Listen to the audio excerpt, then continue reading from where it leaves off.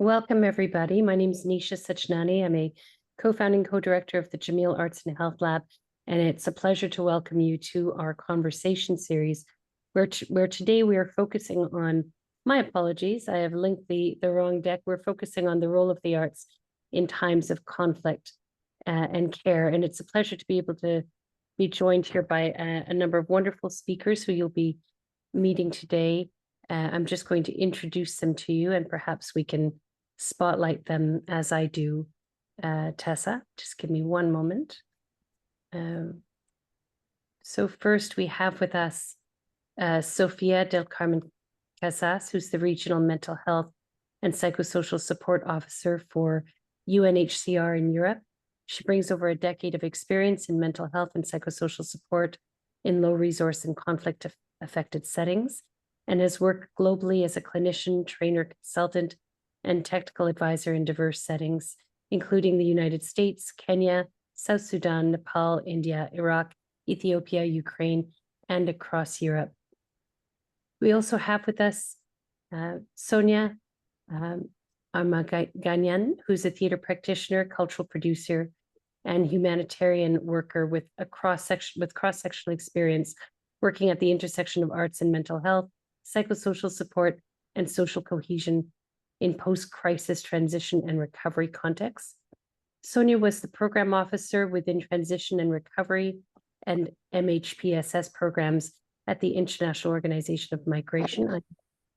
She's produced and facilitated over 200 creative workshops across Armenia, Nepal, Switzerland, Greece, Kenya, Rwanda, Mozambique, Somalia, Ukraine, and the United States, and is a global fellow at the Laboratory for Global Performance and Politics at Georgetown University. She was nominated for the Gilder Coyne International Theatre Award in 2023 for her creative work as a theatre practitioner. We also have with us Silvia de Faveri, who's a research and learning manager at Red Noses International, where she coordinates research and evaluation on the benefits of healthcare clowning for people in care and crisis settings. Her work at Red Noses builds on previous experience with the European Union Agency for Fundamental Rights, UNICEF, and several NGOs in Europe and Africa, where she combined her anthropological expertise with humanitarian and policy work focused on young people and communities in vulnerable situations. Mona Kriegler is also with us, who's a cultural leader, mediator, facilitator, and manager specializing in international cultural policy, artistic collaboration, cultural programming, and knowledge exchange in complex political environments. Her work centers on fostering international exchange, supporting artistic production and artists at risk, and developing cultural initiatives in politically challenging environments. She has lived and worked in Beirut, Lebanon, where she has taught at St. Joseph University on cultural policy, public space, and artistic practices. And I'll also mention Mona's joining us from the Academy of Care with the Goethe-Instiut in Myanmar. Finally, we have Stephen Stapleton, who's a founding co-director of the Jameel Arts and Health Lab. He's a social entrepreneur known for leading organizations and developing platforms for cultural production, education, and diplomacy across international borders. Stephen has produced over 50 international exhibitions, published 6 internationally distributed books, and produced several documentaries with The Guardian, Creative Time, and World VR Forum. And Elizabeth Barr, who's a postdoctoral research associate at the Jameel Arts and Health Lab. Her clinical background as an occupational therapist and her expertise in neurological conditions inform her scholarship, which focuses on improving health equity for people in populations historically marginalized. She is a practicing multidisciplinary artist whose work focuses on therapeutic applications and is currently pursuing a master's degree at Harvard Extension in creative writing and literature. So we have this extraordinary group with us today, and I'm very pleased to be able to pass the mic over to Sofia Casas, who's going to bring us into this conversation on the arts as care in times of conflict. Sophia, I'll pass it to you. Thanks, Nisha. Okay, let me just quickly share my screen. There we go. Can everyone see that? Yes. Beautiful. Okay.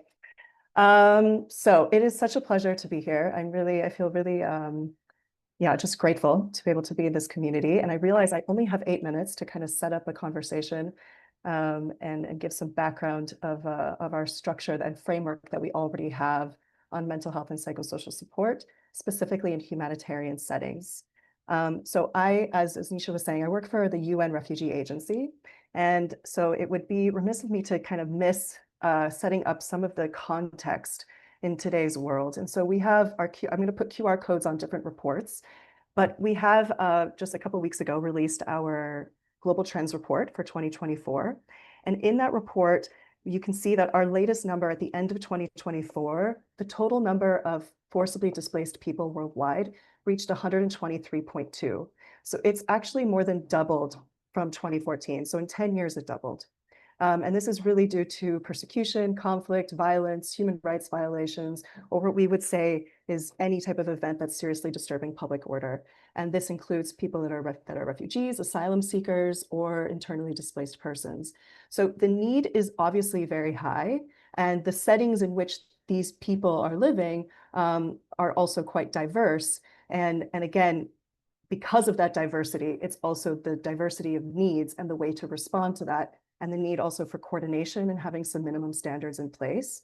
And so that's how we get to this world and this field called mental health and psychosocial support. And in the field of humanitarian work, we love our acronyms.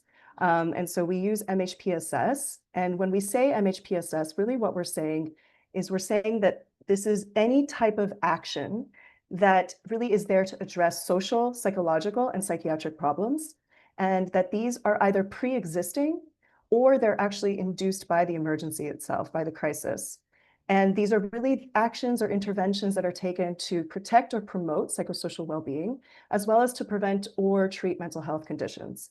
And so I put these two documents in there, and one of the QR codes is for the one on the right-hand side, because the question is where did MHPSS come from? And the reason why it's so important to kind of start this conversation with this is to show that we don't need to reinvent the wheel, and the arts fitting into humanitarian response is really about fitting into a framework and really strengthening the framework and the response that is already there. And this starts back in 2004. We have the SPHERE guidelines, the SPHERE handbook, which is really a guide used by humanitarian actors that sets out minimum standards in humanitarian settings. The first edition was in 2000. It didn't even mention mental health. And the second edition was 2004. And this is the first time that there was a standard set on mental and social aspects of health. And then we go to 2007. 2007 is when we have the guidance on the left-hand side, the Interagency Standing Committee MHPSS guidelines were published and released. And the Interagency Standing Committee is basically this interagency forum of UN agencies and NGOs that was founded in 1991 that's really there to, again, strengthen humanitarian assistance and make sure that there's some coherence in the response efforts. And they really formulate policy. And so a community of practitioners got together, and for the reasons where they were observing that there was a lack of coordination around mental health in humanitarian settings, they realized that it wasn't necessarily multi-sectoral. They realized that maybe some of the practices were actually doing harm or were not necessarily culturally appropriate or evidence-based. And they decided that they really needed to fill this gap. So you might have the SPHERE handbook, but we need more specific guidelines to set minimum standards for mental health. Those guidelines from 2007 have not been revised, mainly because, as you all can probably imagine, it's quite difficult for mental health professionals to all agree on the best way and the minimum standards and the right approaches. So we have not revised those, but we do have in 2023 the MHPSS minimum service package. And this is an online tool. It can also be printed out that really does encompass all of our toolkits, all of our guidelines. We have produced quite a lot in the MHPSS world. Again, there's no need to reinvent the wheel for those basic structures and frameworks and guidances and all of that. So the MHPSS minimum service package really sets that out, and I highly recommend looking at it. Within the 2007 guidelines, we have these 6 core principles of MHPSS. And I don't have time to go into them. They're quite self-explanatory.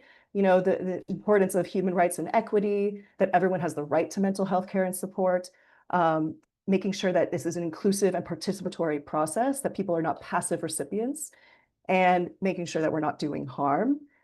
taking advantage of what is already there, building on what is there, not always needing to bring in something externally, but rather taking advantage of the resources and capabilities that are already present. Integrated support systems, that these need to be, mental health and psychosocial support is strongest when it's integrated and embedded into broader health, education, and protection systems. And then the last one is multi-layered support. And this is what I'm going to spend the rest of these minutes kind of looking at because of how we can use the arts within this structure of multi-layered supports. So here, the basic thing is not everyone needs the same kind of support. And so we have to make sure there's a variety of different types of services to meet a variety of needs. And this goes from basic services all the way up to specialized care. So this is the pyramid of interventions, which is really what resulted from this idea of multi-layered supports. And it shows 4 levels of mental health and psychosocial support. And what we say at the bottom of the pyramid is what we call MHPSS approaches. And at the very top are MHPSS interventions. As you move up the pyramid, you need more specialized training. So the idea is at the very bottom, you have basic services and security. And the idea here is that food, water, shelter, safety, that these types of services need to be provided to 100% of a population that are affected in a crisis, but they need to be done in a way that protects dignity and reduces distress. And how do you do that? How do you provide basic services in a way that is still dignified? As you move up the pyramid, we go to community and family supports. So this is where about 30 to 75% of people may suffer from moderate to severe distress. So we're not yet in the space where we need specialists. And this is where we focus on strengthening those types of social and family networks. And this is where we're there to really have activities that promote connection and shared routines.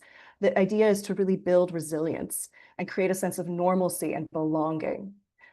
As we move up one more time, we go to what we call focused psychosocial support. It's also known as focused non-specialized support, because again, it's the idea is that you don't need specialists to provide this level of support.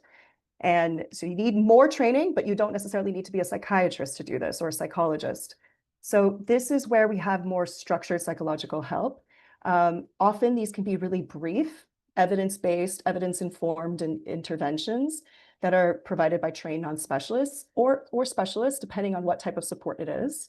And they're often really scalable. And this is often also done in individual settings, but it can also be in groups. And here we believe about 15 to 20% of people may suffer from mild to moderate conditions in crisis settings.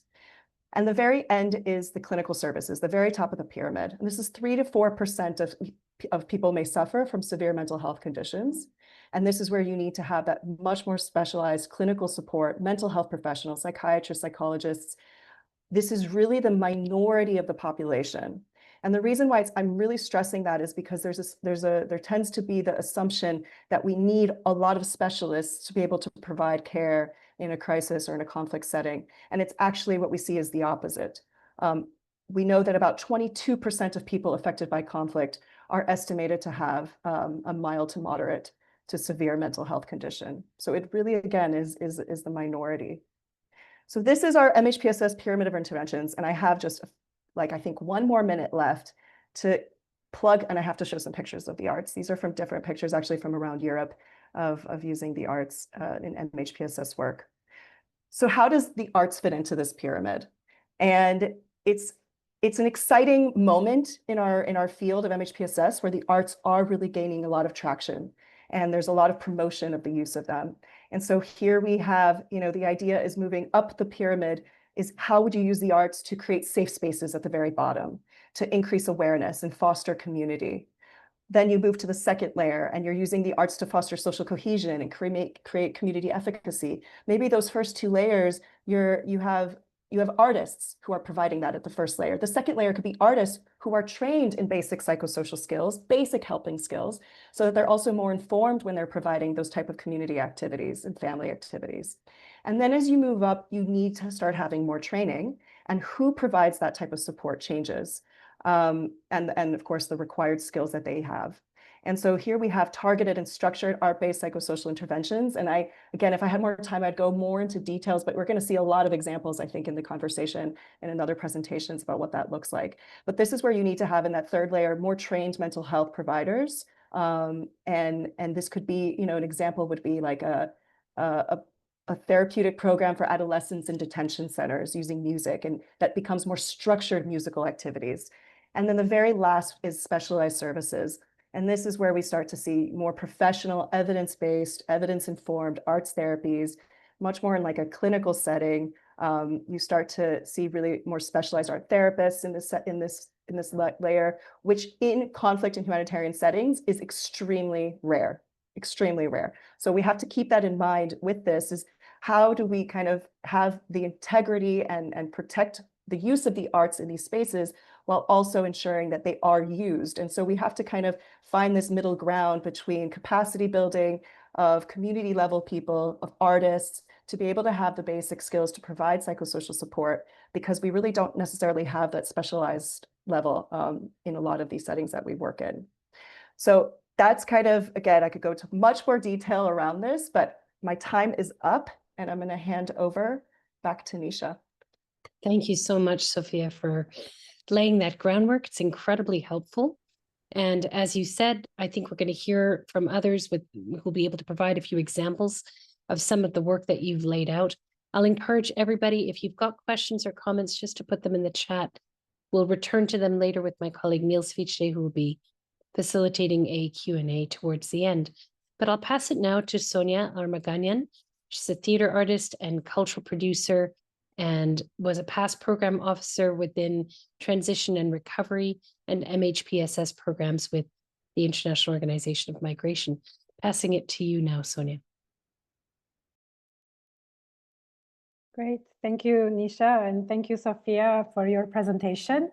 So today I will be presenting a project that we implemented during my work with the International Organization for Migration in Somalia.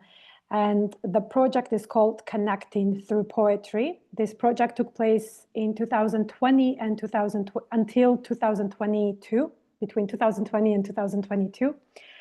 And the poetry in Somalia, we looked into poetry as a creative process for psychosocial support and social cohesion, specifically for men and women who were formerly affiliated with violent extremist groups, with with non-state armed groups in Somalia. And this project was within the Transition and Recovery Program of IOM in Somalia. We worked in 2 project locations, in Kismayo and Baidoa, where we had rehabilitation centers, and we worked also with civil society organizations on the reintegration part. So the art-based approaches to psychosocial support and social cohesion came in within the reintegration efforts of the project. And as Sofia already introduced, we were working on that second layer of the MHPSS pyramid, the community and family supports, and to foster social cohesion. Somalia is known as a nation of poets, and poetry there is within their daily life activities, always been historically, whether it's pastoral activities, household chores, sailing their boats, or addressing their clan leaders. Poetry also was used to convey important messages, whether political or during protests or civic gatherings, community gatherings. Sometimes one of my colleagues was saying that even in their household, they would break into rhyme when speaking to each other in their family. So poetry is really embedded within Somali culture. And so we worked with civil society organizations, and these civil society organizations were separated into like women and male civil society organizations, because we had to work with gender-specific groups for this project. And in 2020, the pilot of this project coincided with COVID, which brought in layers of challenges. So it started with training of the civil society organization staff and local poets. I have to really emphasize how important it was to work with the civil society organizations who really knew their own communities in these project locations. So we did series of trainings where with the local poet, the staff of the CSOs and IOM, we co-designed series of poetry workshops that worked on that were around notions of identity, belonging, building trust. What does forgiveness mean? Because we needed to understand we were working with men and women who were affiliated with violent extremist groups and who defected and were integrating back into their community. So trust was a big issue. And we were hoping that through some of these creative processes, there would be a possibility to regain this trust between the community members and these men and women.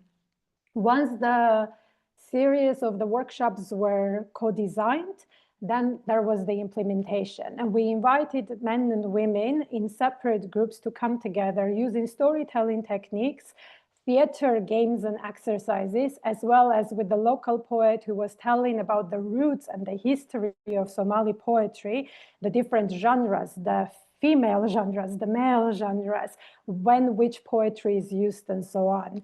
The eventual result was in those groups, men and women composed their own original poems on the themes of identity, belonging, empathy, forgiveness, asking forgiveness from community, but also forgiving themselves, trust, reconciliation. So those were some of the themes that were coming out during the workshops.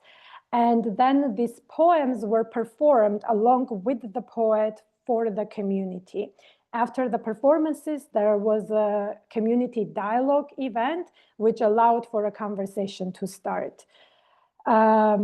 These poetry workshops took place with different groups continuously through within 3 years. I put some quotes in here because I thought it's really nice to hear the participant voices. And often you will see in one of the quotes where it says, when two communities fight with one another, Burambur is recited as a message for reconciliation and encourages to bring two fighting communities together. So Burambur is a female genre of poetry, and it's also accompanied with a dance and a song. So poetry in Somalia was more than just recitation of a text, but it also had the embodiment through the dance. It was using the voice. And all of these elements were coming together in the performance. I really appreciated this quote. So here on the picture, you can see one of the participants who was performing a poem, and we received feedback from the community participants about how sometimes they have never seen or they never had the chance to communicate or be in the same space with someone who was formerly associated with an extremist group. And through these performances and workshops, they were able to see them in a new light. So this is just briefly about the poetry projects, and I can talk about it more during the Q&A. I'm not sure how many minutes I have left. If someone could tell me. Sophia, Sonya, we have time, so feel free to finish your presentation. Thank you. Great. So this is a poem that was one of the poems, I don't want to read it, but just on your screen, that was composed by one of the participants. What was also interesting that during COVID, because of the restrictions, we had to keep the groups for the workshops very small. So we could only invite the men and women who were affiliated with the extremist groups into the workshop. But later on, when the restrictions were less strict, we also invited community members to come into the workshops. And this made a big change in how the relationship was built between the community members and the men and women who were formerly associated with extremist groups. Because of the participation together and not just meeting each other during the performance and the community dialogue, there was a stronger bond that was formed between the community members. and the reintegration. We were receiving reports from the community members that it was easier to understand the stories of those who joined those extremist groups and why did they join, and then be able to accept them back into the community. So these workshops helped those who participated within creating or redefining their identity from being someone who was seen as violent to someone who could come back to the community and be a community member and rejoin and try to find new livelihood and create new life. And I will, if there is still time, I don't know if I can go on, but so that was the poetry project. And in my current capacity, I am a consultant with the World Health Organization and conducting mapping within building arts capacities for health project in Armenia, which is also my home country. And within this project, we're looking into the emerging trends and potential development of arts-based approaches in enhancing health and well-being in Armenia. And what has been interesting during the mapping exercise, that in Armenia in the past 4 to 5 years after the war in 2020 between Armenia and Azerbaijan, over Nagorno-Karabakh, the needs for mental health have been really risen. And what we are seeing now in Armenia is that many artists, local artists, are shifting their approaches to work with communities who need mental health and psychosocial support and using their arts.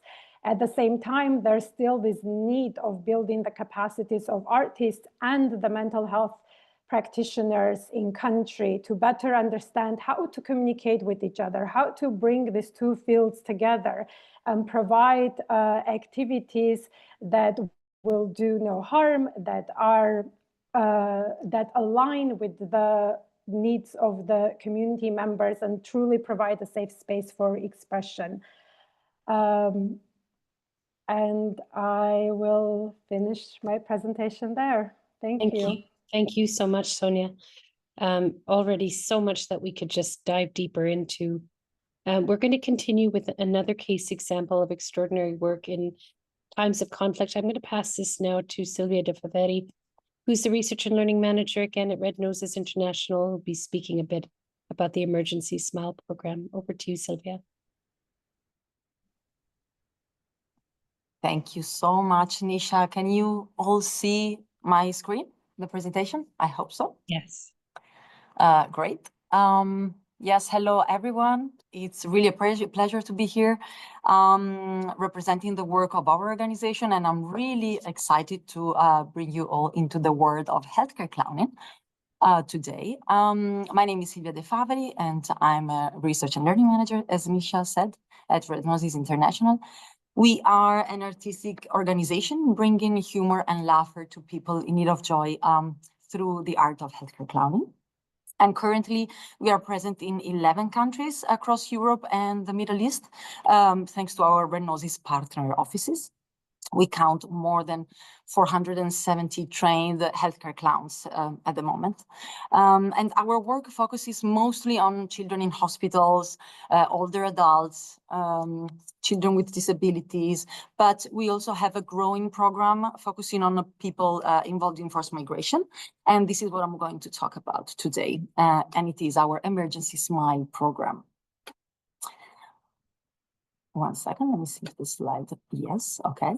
Our Emergency Smile program started in 2013 with the goal to improve the well-being, mental health and resilience of people involved in forced migration. And in particular, we focus on two audiences. We focus on children mostly, and most of our activities are with children, but then we also have a set of specific activities developed for humanitarian field workers so that we can support their mental health and well-being through stress relief and team bonding activities. Our team's Emergency Smile mission consists of a team of 3 clowns and 1 head of mission who work in a humanitarian zone for a specific period, usually 3 to 4 weeks. And during this time, they really develop a process of co-creation with the community through a set of artistic activities that we're going to look at in a second. Here you can see a little bit of a snapshot of where we've been working recently. We've worked in more than a dozen countries by implementing artistic activities tailored to the needs of the people that the team encounter. And how do we know what are the specific needs of the population? We actually work in collaboration with the humanitarian organizations in the field who help us getting access to all the audiences and also help us understand their needs better. And in this way, we also make sure that our activities are harmonized with the interventions that are happening in the field and also with the needs of the people so that we can have a better impact. Yes. I had to choose among many beautiful pictures, and I'm so sorry that I cannot show you more due to time constraint, but I really invite you to go and check our website and our Emergency Smile website as well, where you can really read more stories from the field and see more beautiful pictures to really understand what happens when the clowns get to the field. These are some of our formats for children, and it's, well, interactive clown shows, parades, and also circus smile workshops, which are workshops in which led by a clown that lasts 3 to 4 days, usually, during which the children learn a lot of circus skills, magic tricks, and also basic acrobatics. And then at the end of the workshop, they perform in front of their peers and of the community. And this really increases their self-esteem. This really empowers them and also creates strong bonds within the group of children who have been working together for a while.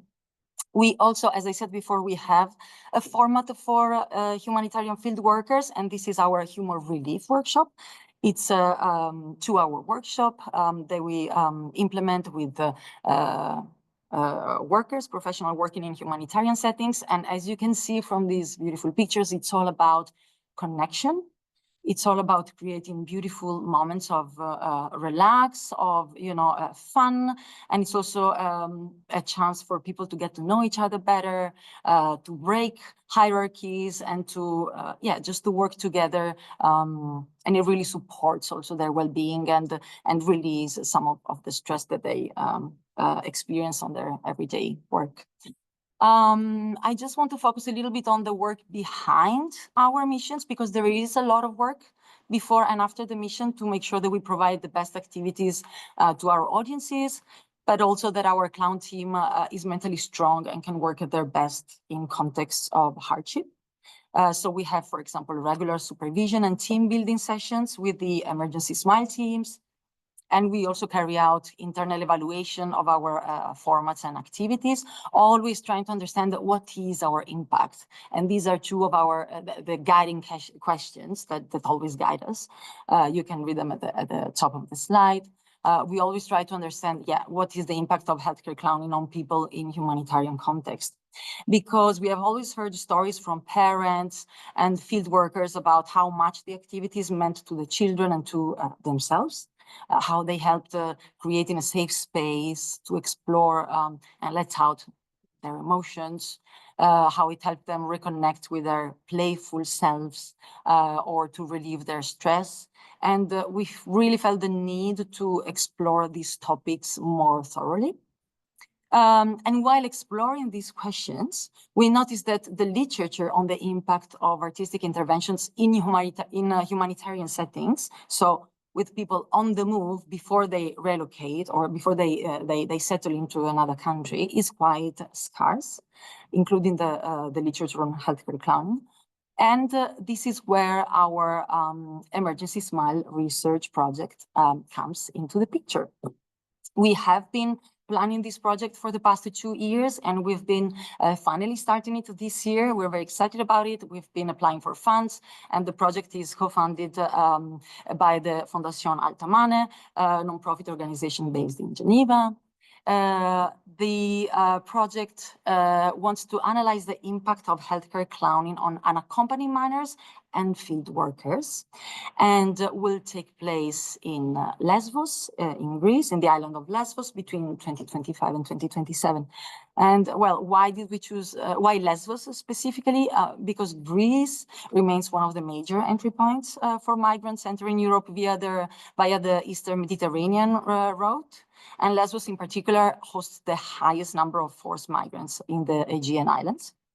And because of that, Lesbos is also home to a large community of field workers who work with people involved in forced migration and face themselves intense psychological strain and mental health risks due to the stressful environment and exposure to trauma.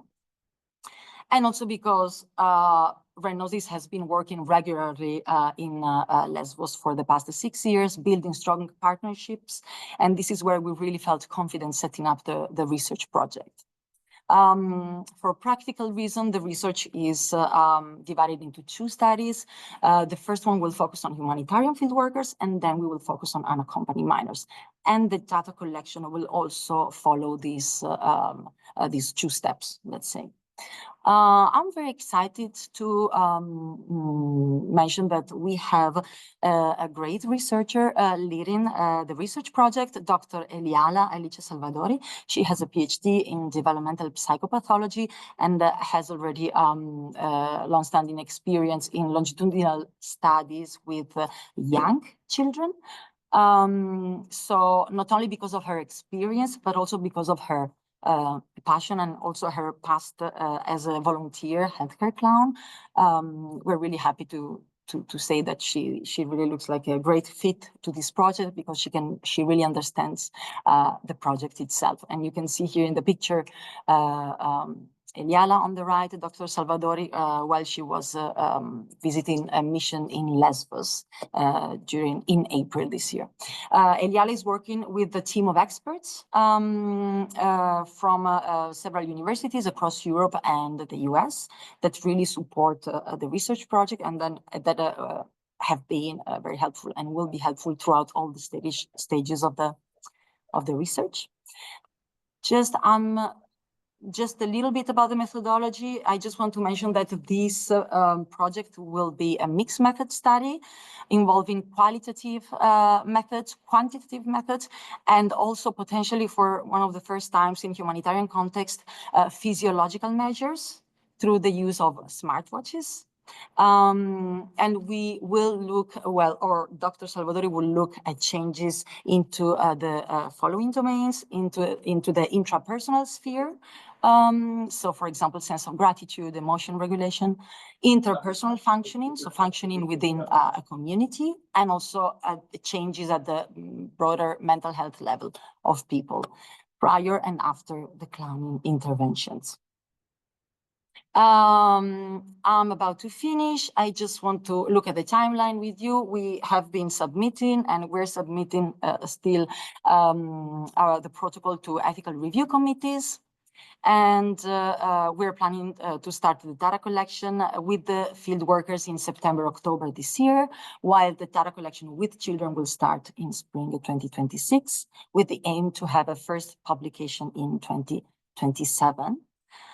And we really hope and believe that the study will contribute to advocate for better policies to support the mental health of children on the move, and also the mental health of those professionals working in humanitarian and stressful context. And I look forward to hearing all your questions during the Q&A session. Thank you so much. Thank you so much, Silvia. There are already some wonderful questions and comments coming through the chat. Please continue. With that, that was an excellent presentation. And I'm going to pass it on now to Mona Kriegler, who joins us as director from the Goethe-Instiut in Myanmar. She'll be speaking to us about the Academy of Care. Over to you, Mona.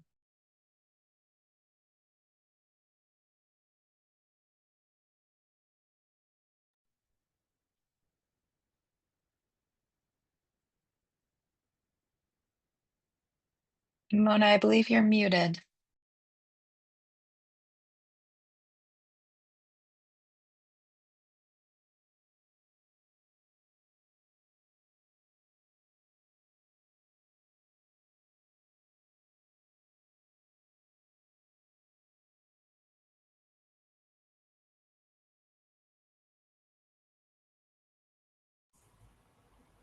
I'm very sorry. I have some issues with the presentation. I hope you can see it now. We could see it a moment ago. Oh, you know what? Now we can see it.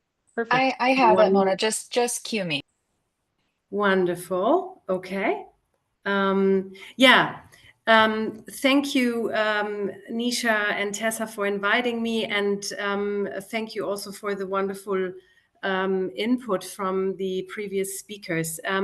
I'm going to be speaking to you about the Academy of Care project, which was initiated by the Goethe-Instiut in Myanmar, together with a whole range of local partners. And the arts-based mental health capacity building is one focus, and trauma-informed care in times of this ongoing crisis is another. Why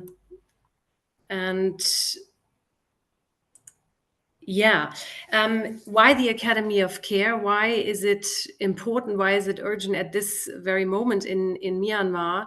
If we think about the Myanmar's current mental health landscape, we want to go a step back and remember the ongoing political, economic, social, health, humanitarian crises that are ongoing and currently happening in Myanmar. Starting from the pandemic, where you had already basic healthcare at its limits.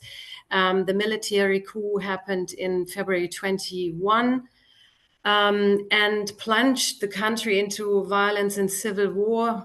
We are currently here in Myanmar experiencing an active civil war, and the situation is becoming more dire by the day, you can say. And an example for that is the forced conscription law that was announced in 24. And of course, as you all know, most recently, the earthquake that has made the general healthcare system already collapse, and now we didn't talk about mental health at all.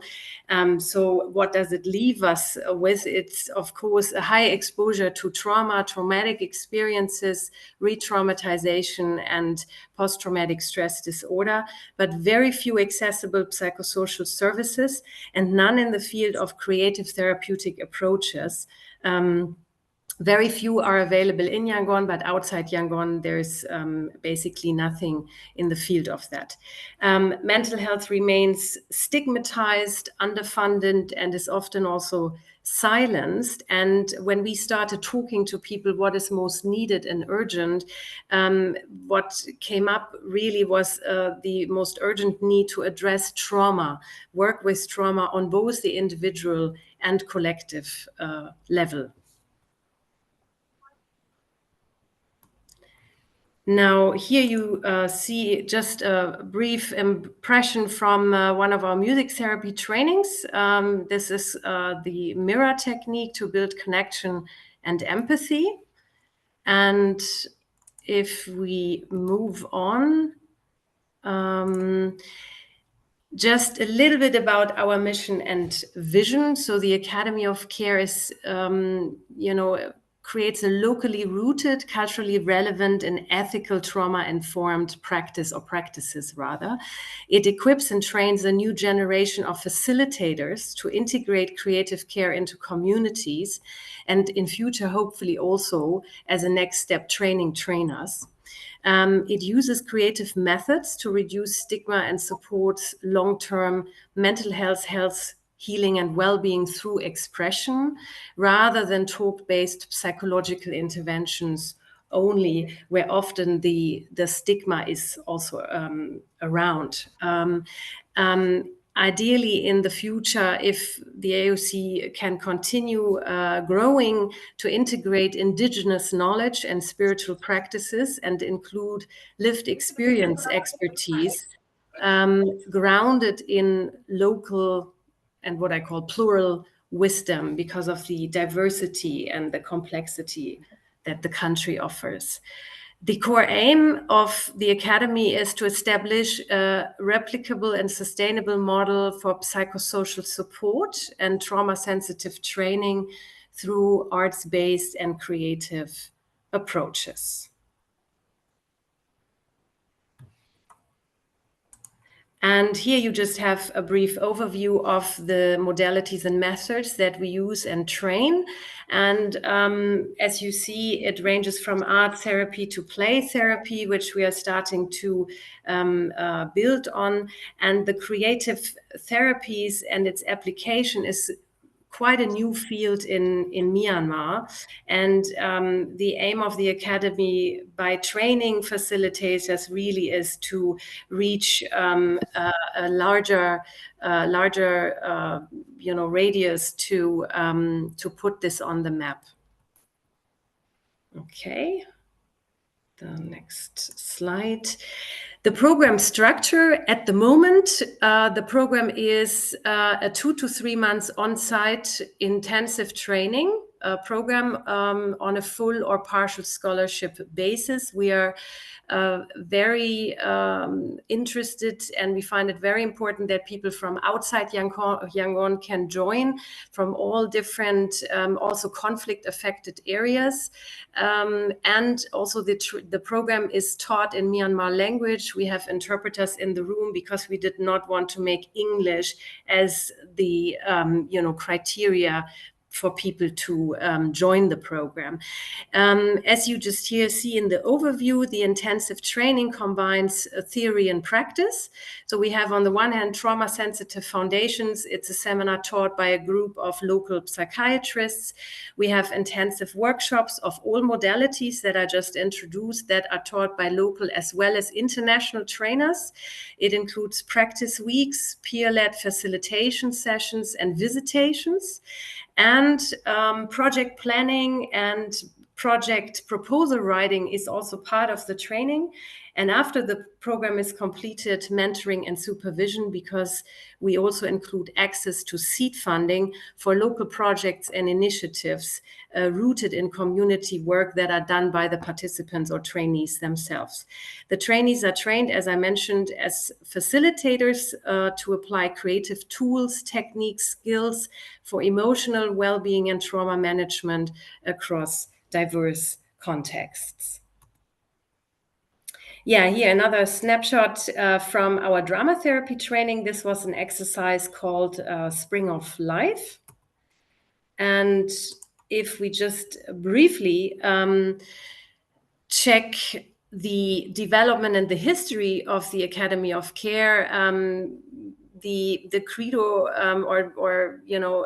vision that we had was working with and through trauma. In 22, we identified a huge demand and need and interest of individuals in the field of the creative therapy, and we started a program of care, rather improvised, with local specialists to give workshops from phototherapy to creative writing, dance and movement for those that experience traumatic experiences and who wanted to address that in a collective, group and safe setting. And at the end, we realized this is not enough. We can only reach a very small group of people. So we then, with external funding, were able to shift to the Academy of Care. We launched the pilot phase, or activated a pilot phase, to train facilitators in order to achieve a multiplier effect and outreach. And then in 24, we had, with internal funding from the Goethe-Institut's headquarters and other funding sources, we could launch the Academy of Care, kick off with 2 cohorts that was interrupted by the forced conscription law, which had in itself a hugely traumatic impact of people. And we saw so many young people, especially, leaving Myanmar. We ended 24 on a good note when we launched the Academy of Care Alumni Network, that we're still expanding on. And 25, delayed beginnings. You can imagine the earthquake really literally was shaking everybody, and the traumatic experiences of the earthquake affected communities was massive and is still massive. The country is, gearing up for a hugely long-term recovery. And the cohort 4 was postponed, but luckily we can start next month. And it showed us that the Academy of Care's work became even more relevant and more urgent. And in the future, 26, we managed to secure substantial funding for 2 to 3 years. And the idea really is to secure the built infrastructure, build on the connections, and somewhat also capture the new knowledge production and the research that the project is generating. And when we say nationwide, ideally a development of a mobile program to really reach more. Okay. This is a final slide, and my last slide is really focusing on the word resilience. The Academy of Care is really all about strengthening and supporting the facilitators to remain resilient and to become more resilient and pass that resilience on within their communities. Thank you very much. Thank you so much, Mona. And it's my pleasure now to pass the mic over to my colleague, Stephen Stapleton, who's co-director of the Jameel Arts and Health Lab, and our postdoctoral researcher and occupational therapist, Elizabeth Barr, to speak about the Yazidi Cultural Archives. Stephen, over to you. Thank you so much, Nisha. Can everybody see my screen? Yes, but you've got presenter view on, if you don't mind just starting it again and just hitting slideshow, or that actually works, Stephen. It works? Yeah, okay. Normally I'm good on the technical side, but this is a bit new to me. Thank you very much, Nisha and Tessa, for inviting me to speak about a specific case study, the Yazidi Cultural Archives, which was a project from 2021. It was initiated, which was looking at supporting the mental health, resilience, and recovery of young female survivors of the Yazidi genocide. It also was a project to try and preserve a cultural heritage which was very much at risk. It was a partnership across local NGOs, academic institutions, UN agencies, and the WHO. And to start with a little bit of context, the 2014 genocide committed by ISIS targeted this community, religious community, the Yazidi community. It led to 5,000 civilians killed. There were 6,800 abductions. Many of these were women and children, and many of these resulted in rape and sexual abuse. There were 68 Yazidi cultural sites destroyed, and there were 400,000 forcibly displaced people just from the Sinjar region alone, which was one of the Yazidi regions. I think it's important to say that the survivors of the genocide were and are still in need of ongoing medical, humanitarian, and psychological support. And most of the women and girls survivors did not want to return to their villages. And it was identified, of course, that the trauma and anxiety played a role in that. So it was against that backdrop that the project was initiated in 2021. And there were two parts to the project. So the first part was workshops, art workshops. Here you can see there was a painting element to it. They were artist-led. Everything was artist-led. So this was taking part in one of the Yazidi centers in the Yazidi capital. And the other part of it was a photography workshop where the young survivors were trained up to use these cameras and then taken to different cultural sites, many of which they hadn't visited since the genocide or had not visited before. So you can see some of the religious sites in the top right, the weaving, and this is looking at the tradition of deck tattooing, So the photographs that you see are all taken by the survivors. And then the second part of the project was to capture what was produced in the workshops and create a digital archive. And we were lucky enough to be offered the platform of the UN page on Google Arts and Culture. And through a sort of long process of curation, we ended up with 4 digital exhibitions that you can see here. And maybe, Tessa, you can share the link to the Yazidi Cultural Archives case study page on the Jameel Arts and Health Lab website, where you can actually go and visit each of these individual digital archives. Kind of rolls out like a story. It includes video, it includes testimonials, and it's all shaped by the survivors themselves. So here you can see the homepage. It was interesting because the UN have this page on Google Arts and Culture, but actually not many people were using it. So we ended up being the landing page for the UN page for, I think, maybe 2 years. And I was actually surprised that it wasn't being used as much as I think that it could be. And part of what we were trying to do with the digital archive is yes, have a permanent record of this culture at risk, but also that the prestige that the survivors might feel when they saw their own work reflected on in association with an entity like the UN and presented on Google Arts and Culture might actually add to the sense of well-being and pride that they had in the project. When the archive was ready, we then launched it at a special event at the Institut du Monde Arabe in Paris.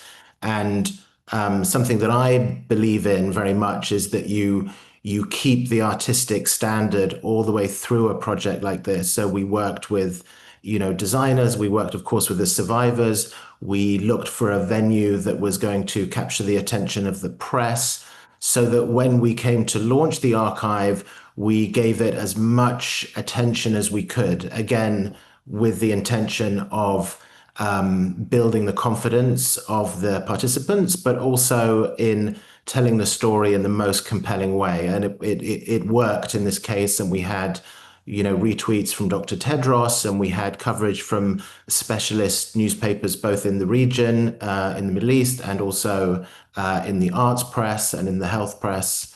And this is at the event, one survivor was able to travel from northern Iraq, Malayin, that you can see on the left there, and she gave a very powerful speech about her experience through the project. And of course, the event became very much part of the project and the confidence building, and the survivors back in Iraq could see their representative on stage speaking and having a voice, which was a big part of the project. So that was the end of the thing. I was not there because I actually had COVID on that day, which was I was thinking about the full circle of the project, because the funding that was released to start the project was actually a COVID-19 rapid response fund. That was how we funded it.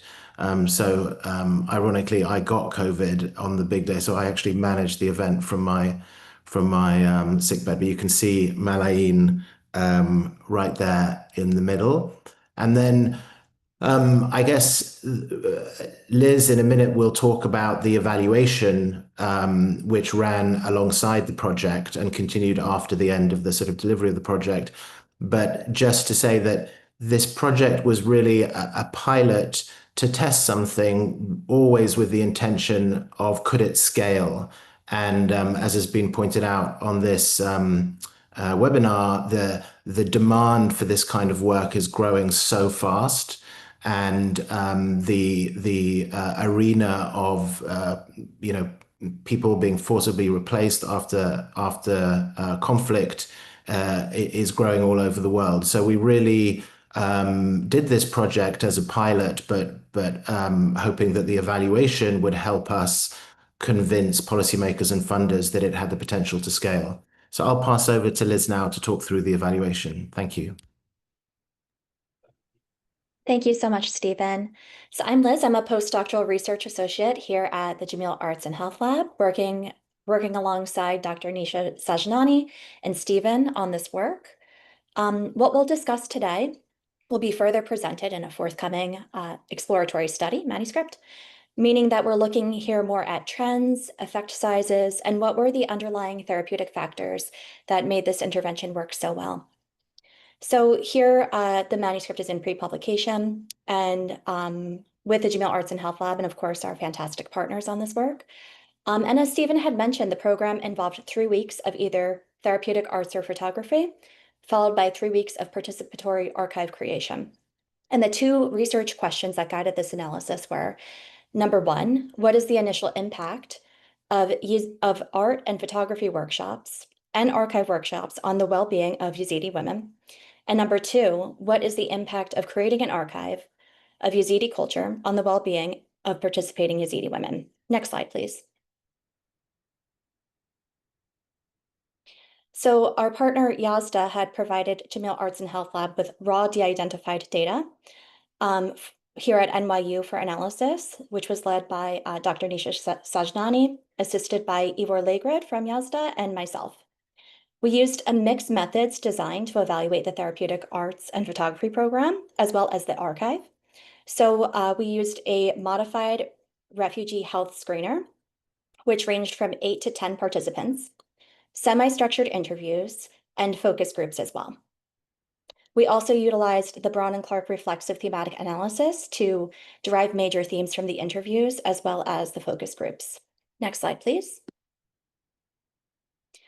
So for the quantitative results, there were three sub-assessments that were used in the RH of 15: coping, flourishing and resilience, and signs of distress. Signs of distress looks specifically at trauma symptomatology and how it impacts one's day-to-day life. So these were collected before and after the therapeutic arts and photography intervention. And despite the small sample size, you can see here that there was some significant results. We completed both parametric and non-parametric testing, and we saw improved flourishing and decreased signs of distress. Not much change with coping, but with the first 2, we did note a large effect size to a very large effect size, meaning that these 2 interventions had made a large impact on these participants. Next slide, please. And then our first reflexive thematic analysis was done on the semi-structured interviews. These semi-structured interviews were conducted at the end of the therapeutic arts and photography intervention, so it gave us a really clear idea on these initial outcomes from the arts intervention itself and how the therapeutic factors differed per intervention, which I found incredibly interesting. So I'll be highlighting a few outcomes here from the RTA with the interviews, but again, the full analysis will be published in our forthcoming manuscript. So our findings revealed that the arts intervention had an impact on both individual and community well-being. Through these semi-structured interviews, our participants reported enhanced social emotional wellness, such as making new friends, finding relief from negative emotions, captured through the words, one is comfortable while painting. They also expressed increased motivation for arts-related careers and skill development, saying, I hope that one day we could work in photography and benefit from it. We also saw that the painting group expressed the therapeutic factor of emotional catharsis, or the transformation of difficult emotion, which had led to these outcomes, whereas the photography group had expressed the therapeutic factors of social connectedness and self-expression, which led to these outcomes. Next slide, please. And then we conducted a separate reflexive thematic analysis for our focus group. This focus group there was 2 focus groups conducted actually. One at the very beginning of the archive creation process, and then one a few weeks into the archive creation process. And this was to elicit feedback on how the participants wanted the archives to look. What were their intentions? What were their outcomes? What were their hopes for it? And what really happened here is the cultural archives had emerged as a tool for cultural preservation, as Stephen had mentioned earlier.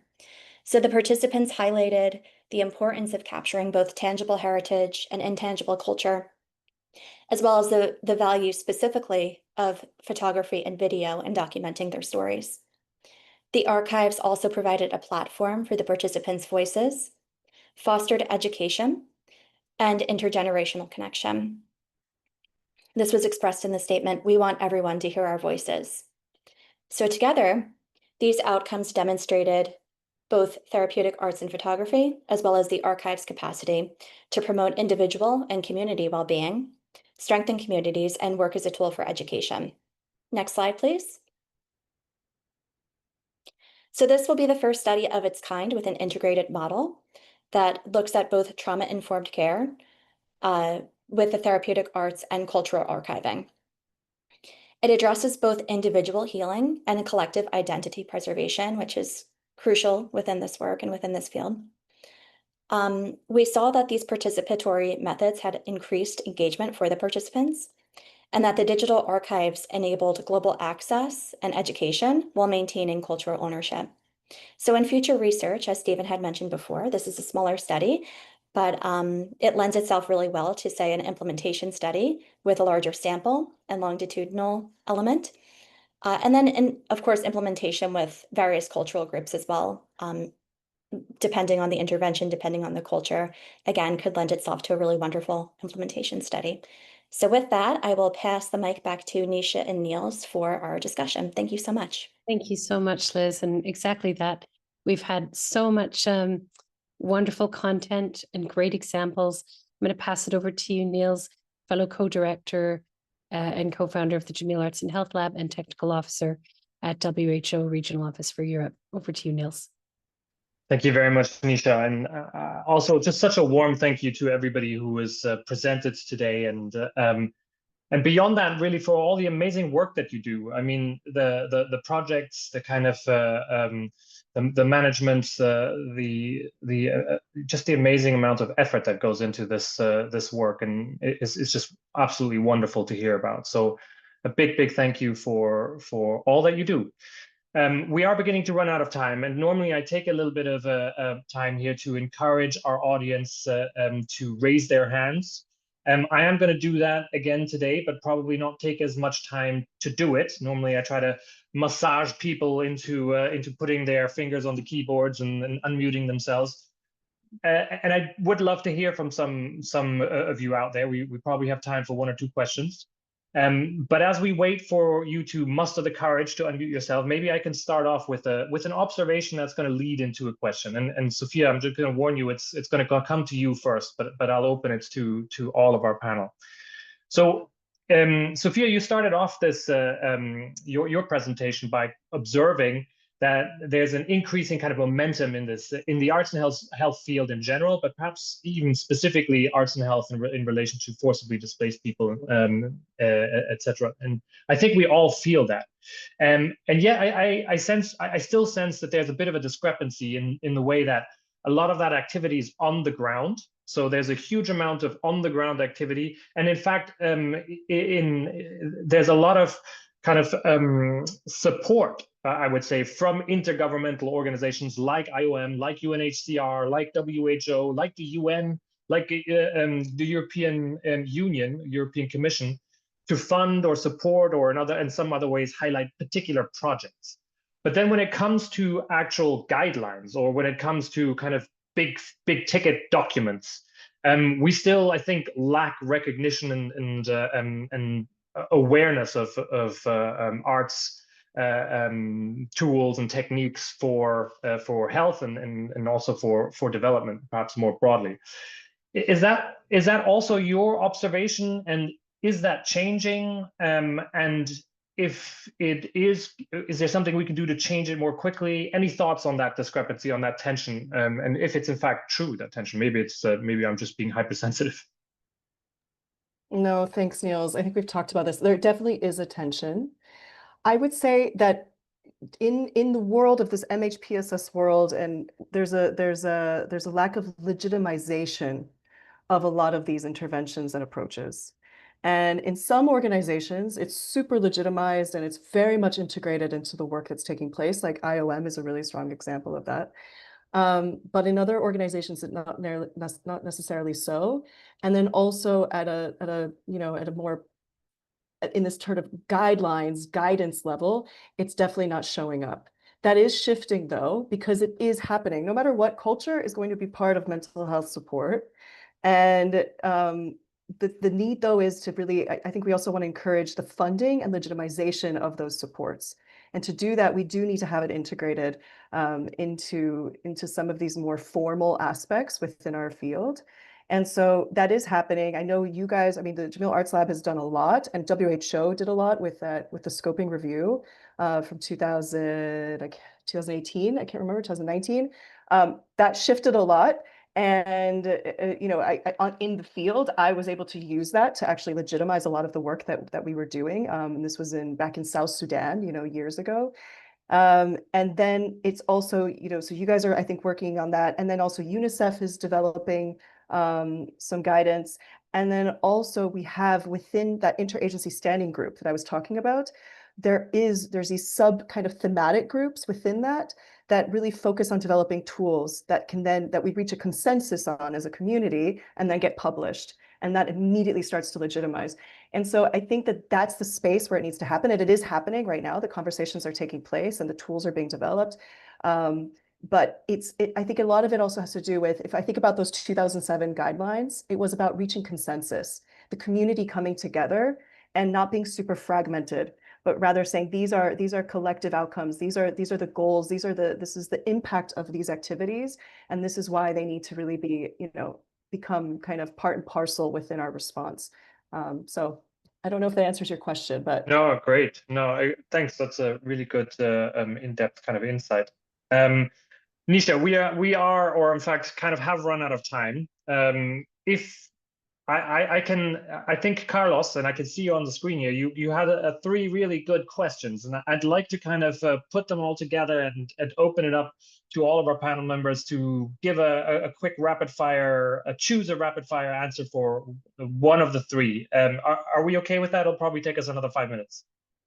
Yes, all right. So Carlos, I will paraphrase for you, but I think you asked some specific questions in the chat for specific speakers, but I'm actually going to open these questions up to everyone because I think on a broader level they are relevant to everyone. And so your first question was, I think again I'm paraphrasing, but it's about how do we can some of these arts and health interventions work digitally, via mobile apps or in some other digital way? And again, any of our panel members, if you want to answer that question, maybe think about a response. I'll draw on you in a moment. A second question was about the kind of cultural transference. So this was, in fact, in particular to you, Sonya, about your project and the question of the literature from other countries potentially also having an effect, or does it need to be the local literature, the local poetry? So any thoughts about the kind of transcultural dimension of the art practice that is being used? And again, it was asked to you, Sonya, but maybe anybody who might want to answer that question, please go ahead. Please go ahead.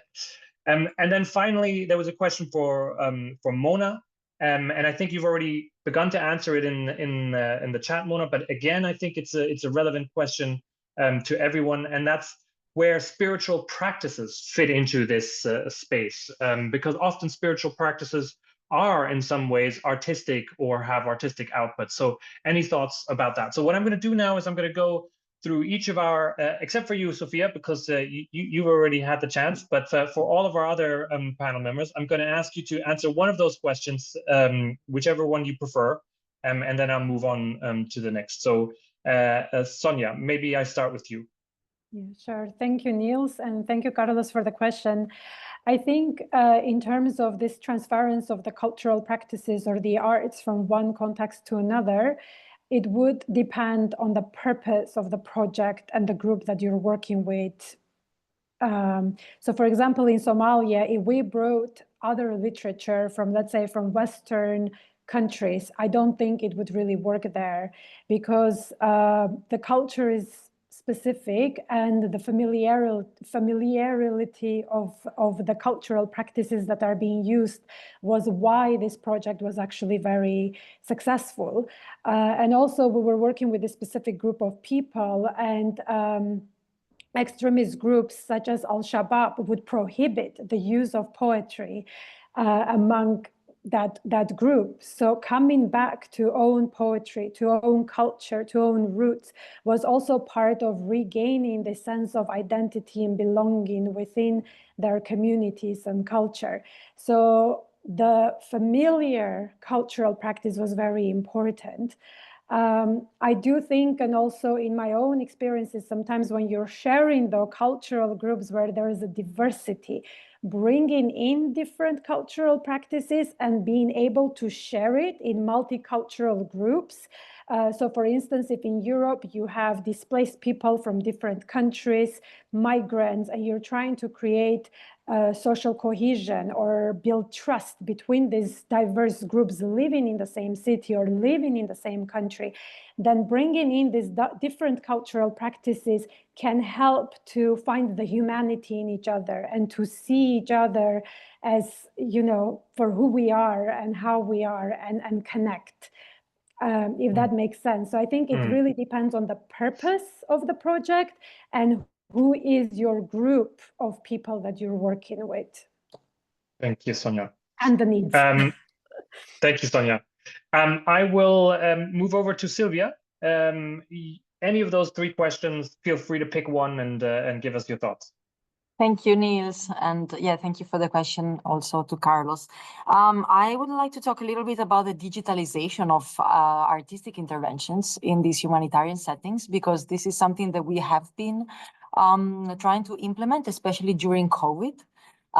We started to move our intervention from in-person intervention to digital interventions.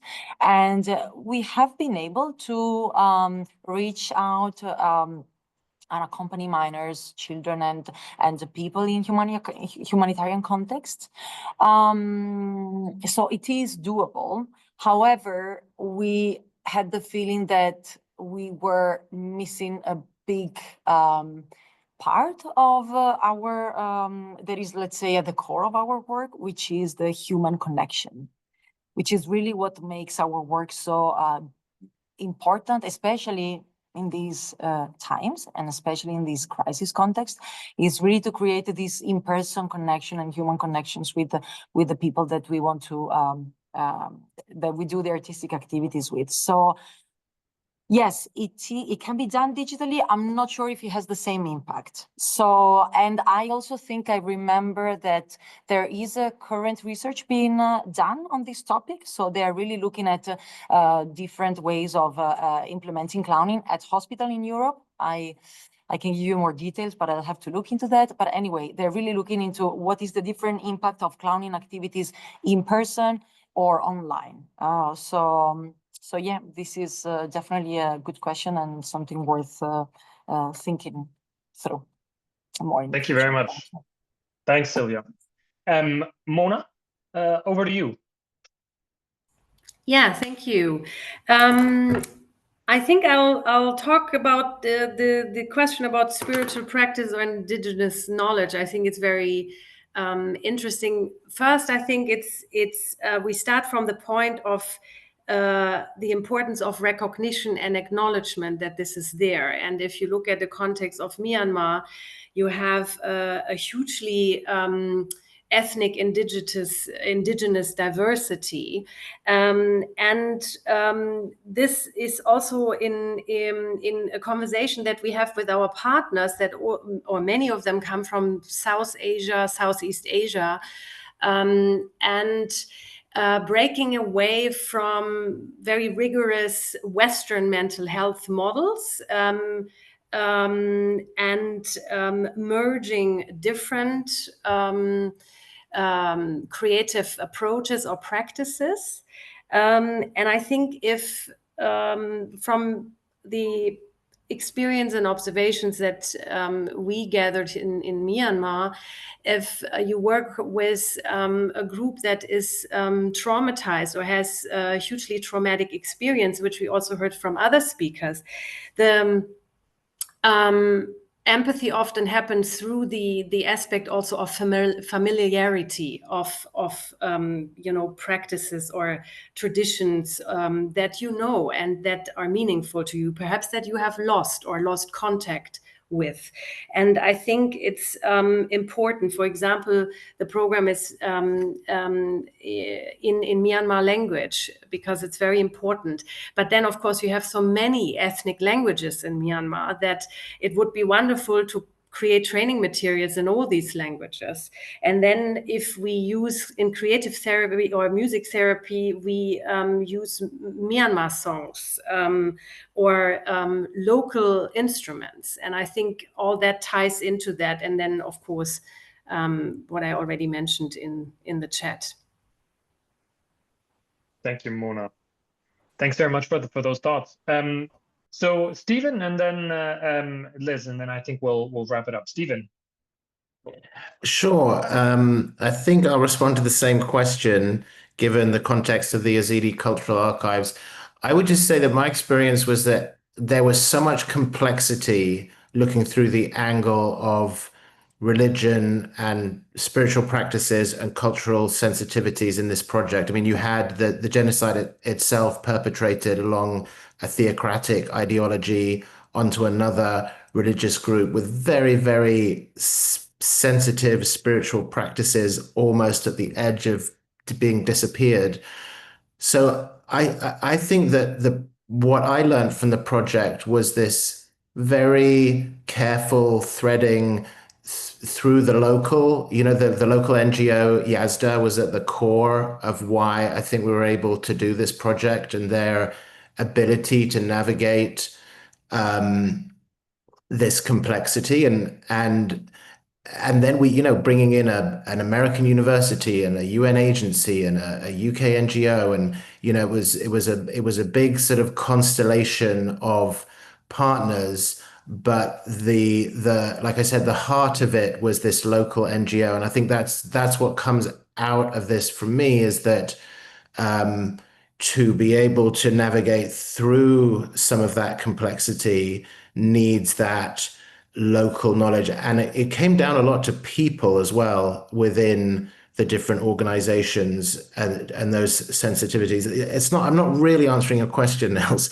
I'm more kind of reflecting on what I noticed as well was that a lot of people had avoided the Yazidi issue because it was so complex, including UN agencies, that the politics around it was so heavy, because it was linked so closely to a religious group and a theocratic ideology. And when you write that down in a report, it's kind of harsh. But when you navigate through it through art, which is where I think the project was very successful, art has this wonderful way to say something without saying something, and to be able to bridge and transcend some of those harsh edges to a sensitive conversation. So I'll pass over to Liz on that. Sure. Thank you so much, Stephen. So I just have a very brief anecdote that I'll add here on the Yazidi Cultural Archives and kind of build upon the same question, was that when we received the de-identified focus group data from our wonderful partners at Yazda, one of the footnotes had said, and I thought that this was very beautiful, that the words culture and religion were inseparable for this particular community. And I think that in many cultures and throughout history, this is true, where art was born from spiritual practice and spiritual symbolism and religious symbolism. And one of the most important pieces of this work and working with these communities is remaining reflexive and open and learning from the groups that we are working with and collaborating with, and allowing ourselves to be taught, and allowing these groups to kind of define what that means for themselves. So with that, I'll pass it back over to Misha. Thank you. And thank you, Niels, for hosting that brief but important Q&A. Much appreciated. So we are at the end of time. Thank you, everyone. Thank you to our presenters for your wonderful presentations and for everyone who's joined us for this conversation. Tessa has put some information in the chat so you can continue to follow along with us. Our next conversation will take place in September, and we invite your feedback and ideas for future conversations through the link that she's provided. Thank you, everyone. Thank you. Bye, everyone. Thank you.